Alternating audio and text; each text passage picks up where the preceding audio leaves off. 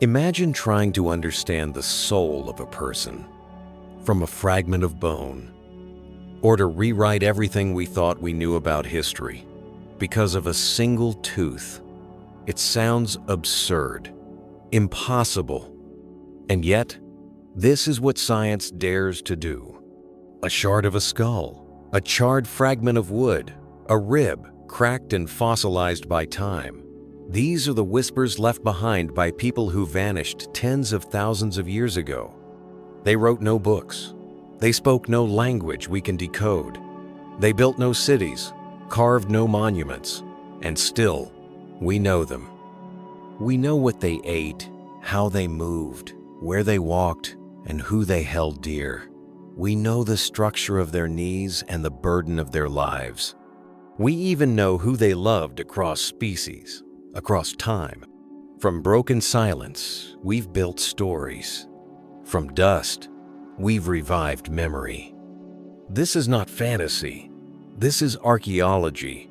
This is the impossible puzzle we were never meant to solve, but somehow we do. In 2010, deep within the frigid silence of Denisova cave in Siberia, a small molar was found thick, ancient, and no bigger than a dried bean. At first glance, it seemed unremarkable. Just another fragment in a cave already full of bones. But this tooth carried a secret the world wasn't ready for. It didn't match Neanderthal. It didn't match Homo sapiens. It belonged to someone else entirely. Someone lost to time. Someone we didn't even know had existed. From that one Molarno skeleton, no skull scientists extracted ancient DNA, and what they discovered rewrote the human story. A new branch of the human family tree, distinct and previously unknown. We named them the Denisovans. They had interbred with our ancestors. They had survived in harsh mountain climates. And yet, they left behind almost nothing. No tools, no dwellings. Only traces, a finger bone, a few teeth, and a genetic legacy still found in the blood of modern people, especially among Melanesians, Tibetans, and Aboriginal Australians. All of it from a single tooth. No grand discovery, no golden tomb, no buried treasure. Just a tiny reliquand, the technology to listen to what it still had to say. Sometimes, history doesn't come from monuments. It comes from molecules. And sometimes, that's enough to change everything. When the living fall silent, their stories don't vanish. They settle into bone. And bones, though silent, are never truly quiet. They bend. They bruise. They healed in healing. They record. A fractured arm that mended tells us someone didn't die alone. Someone set that break. Someone waited, fed, and protected. That one scar speaks of care, of community, of love long before written language ever existed. Worn knees speak of years bent in labor gathering, kneeling, walking endlessly across stone and snow. A cracked pelvis whispers of childbirth survived. The subtle compression in vertebrae tells us of age, of burden, of time, lived rather than lost. But bones speak in layers, and at the molecular level, their secrets go even deeper.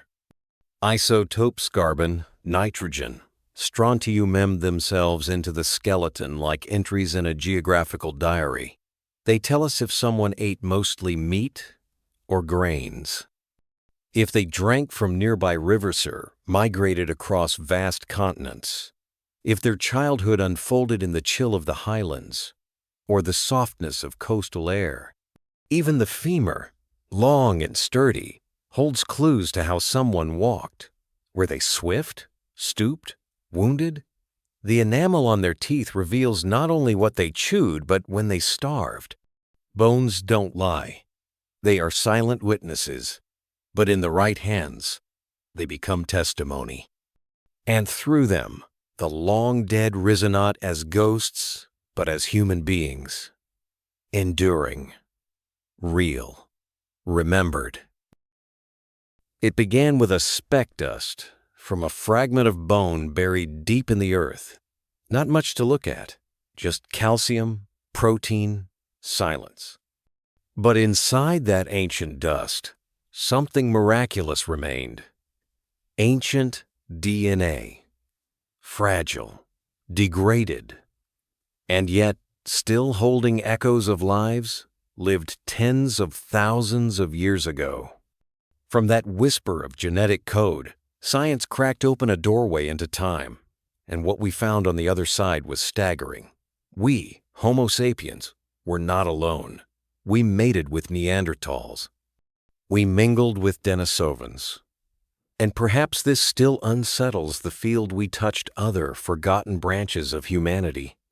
Ghost populations with no names, no bones, yet still present in our blood. Today, nearly every living human outside of Africa carries between 1% to 2% Neanderthal DNA. And if you're Melanesian or Aboriginal Australian, that number rises up to 5% Denisovan. These aren't just percentages. They are signatures, traces of encounters, of shared fires, of children born not from conquest, but from connection. It changes everything. Genetics no longer simply tells us the color of our eyes. It tells us that we are hybrids blended from forgotten loves and long extinct kin. Inside your cells is a record more honest than memory, a lineage older than language. Our minds may forget, but our blood remembers. And in that remembrance, the dead are not lost. They live on in us. You pick up a rock. You chip it once. You chip it again, not aimlessly, but with purpose. A strike here, a flake there. You're not just breaking stone. You're shaping an idea. To the untrained eye, it may look like debris. But under the microscope, those tiny flakes reveal something far more profound: angles, repetition, symmetry, signs of intention. And with intention comes intelligence. Every tool is a thought made physical, a solution to a problem, a plan carried out in flint and fire. Across the world, we found tens of thousands of these stone tools: spear points, scrapers, hand axes, blades barely longer than a thumb. They map ancient migration routes. They reveal hunting strategies. They even betray handedness left or right. The flake patterns don't lie. Some tools were reused and resharpened for years. Others were passed down, kept, protected, perhaps even taught like heirlooms. And some were found buried beside the dead. Why? Were they symbolic? Ceremonial? Did they belong to the one who now lay in silence? A final gift? Or a memory carved in stone? The tools may look simple, but the minds that crafted them were not. In each chipped edge lies a sentence. In each flake, a decision. And when we listen closely, we don't just find tools, we find minds reaching out through time, speaking not with words, but with stone. You can learn a lot from ashes. A simple circle of scorched earth, faint, blackened, buried beneath centuries of dust, can unravel lives once lived. It tells us that someone stayed here, long enough to build a fire, long enough to cook, to gather, to share warmth. Charred bones speak of meals once shared. Cracked by heat, split for marrow, their patterns reveal whether they dined on deer, bison, or hare. Charcoal logs whisper which trees once stood nearby, now fuel for survival. And layer upon layer of soot, etched into cave ceilings, reveals more than smoke. It records the passing of seasons. A calendar written in ash. But sometimes the fire gives up deeper secrets. Beneath the hearth, archaeologists find bones not scattered, not broken by animals, nor discarded carelessly, but placed, arranged. Infant remains laid beside stone tools. Charred adults positioned carefully, sometimes with ochre or ornaments. These are not accidents.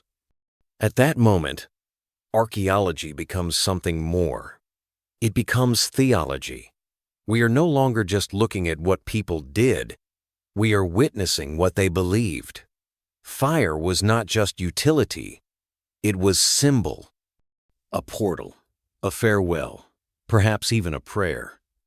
Fire kept them alive, but in the end, it also guided the dead. And so, from ashes, we glimpse not just habit, but hope, not just function, but faith. In 2023, from a remote burial site beneath the cold soil of Northern Europe, researchers recovered a single strand of human hair. No bones, no grave goods, no carvings or inscriptions. Just one delicate thread of keratin, thinner than silk. And yet, it opened a window to a world long gone. What they uncovered was astonishing.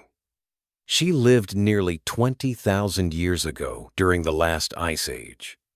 She had light skin, dark eyes, and a genetic profile adapted to the cold. Her diet was rich in reindeer meat, with berries and root vegetables rounding out her meals. Inside her hair, scientists discovered genetic markers associated with enhanced pain resistance, perhaps a gift or a necessity from an unforgiving environment. She was young, likely healthy, and someone had buried her with care. All of that from a single hair. We used to believe only bones could speak. But today, with the power of proteomics and ultrasensitive DNA sequencing, even hair becomes testimony. From just a few microscopic strands, we can reconstruct facial features. We can detect stress, trace illness, and read subtle signs of environmental exposure. This is forensic resurrection, and it's only the beginning. As our tools sharpen, the margins of the unknowable begin to shrink. We no longer need full skeletons to tell someone's story. We can begin with a fragment, a trace, a whisper. One hair, one life, one story brought back from silence.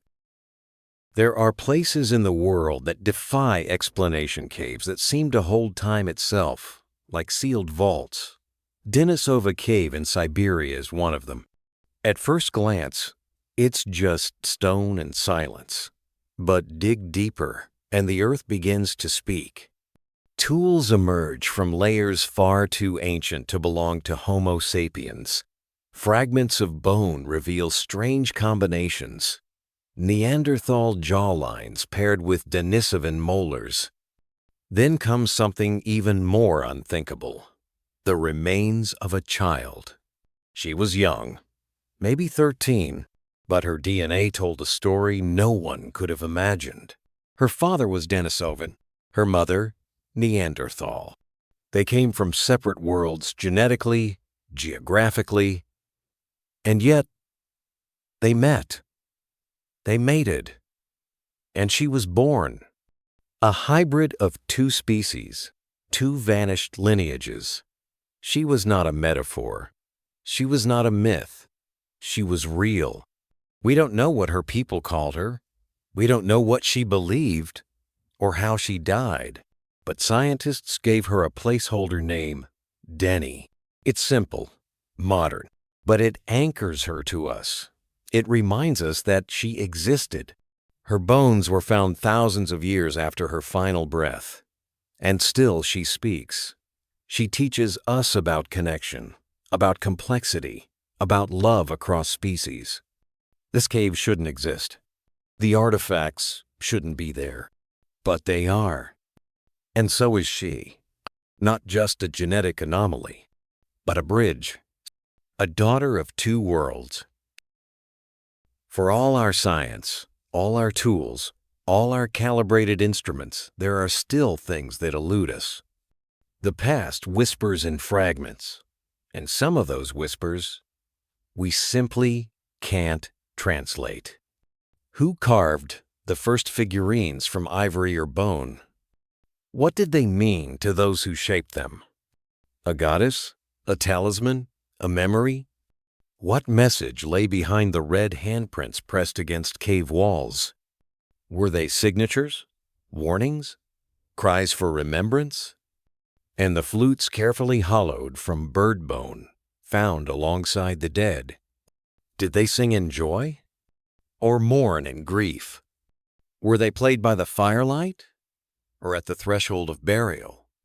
We can carbon date pigment. We can scan for tool marks. We can reconstruct airflow in Paleolithic chambers. But none of that tells us what they felt. And perhaps that's the point. Not everything sacred is measurable. Not everything meaningful leaves residue. Some things were never meant to be dissected.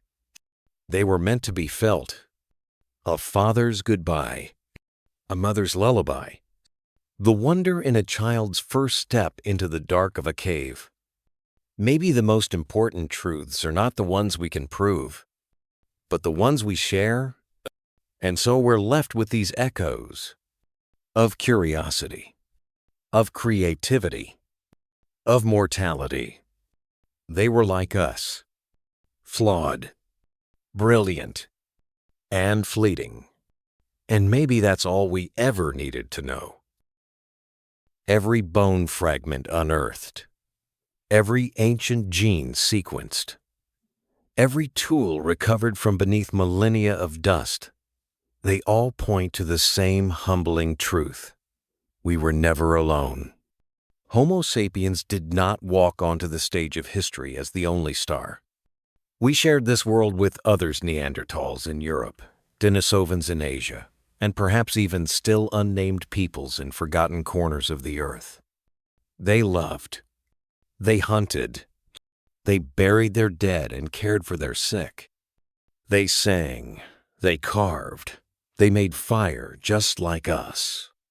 And yet, only we remain. Why? It wasn't because we were smarter, or stronger, or destined. We survived because we survived. By movement, by adaptation, by resilience, and by sheer, unpredictable chance. The fossil record doesn't tell a tale of conquest. It tells a tale of contingency. And yet, their presence lingers. In our blood, in our breath, in our cells. Neanderthal DNA flows through the veins of modern Europeans and Asians. Denisovan genes echo in the lungs of Tibetans, in the skin of Pacific Islanders. These are not the spoils of victory. They are inheritances. They are kinship. The others didn't vanish. They were absorbed. Their shadows walk with us not behind, but within. We are not monuments to their extinction. We are monuments to their survival. And in remembering them, we remember ourselves. Not as victors, but as descendants. As family. Science is powerful. It can measure the angle of a femur and reconstruct how a person walked. It can extract isotopes from tooth enamel and tell us what they ate. It can map ancient DNA and reveal where they came from and where they went. We know how tall they were, how strong, what diseases they carried, where their lives ended. But science has its limits. It can't tell us what they feared on cold, sleepless nights. It can't tell us what stories they whispered to calm their children in the dark. It can't reveal who they truly loved, or why they sang, or whether they wept when the seasons changed. We can date the tools, catalog the bones, name the species. But the dreams, the prayers, the promises whispered at the edge of death, those aren't written in calcium or DNA. That's where we come in.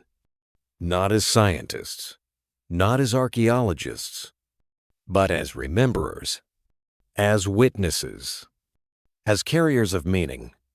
Because behind every jawbone is a voice. Behind every hearth, a memory. And behind every fossil, someone who mattered. We are not just discovering the past. We are completing it. We are what remains. And as long as we remember, they are not gone. They are simply waiting to be heard. If this story made you pause, if you felt something stir in your bones, if you now look at a single tooth with more reverence than before, then join us. Subscribe to Prehistoric Shadows. Because here, we listen. We reconstruct. We remember. From ash. From bone. From silence. At Prehistoric Shadows, we believe the past is not gone. It's buried. And waiting. We don't sensationalize. We don't mythologize without evidence. But we also know science isn't cold. It's reverent. Every fragment is sacred. Every fossil is a voice. Every silence is an invitation. We are not alone in this story. And we never were. Prehistoric Shadows, where memory is pieced together one echo at a time, where history isn't dead, just waiting to be found.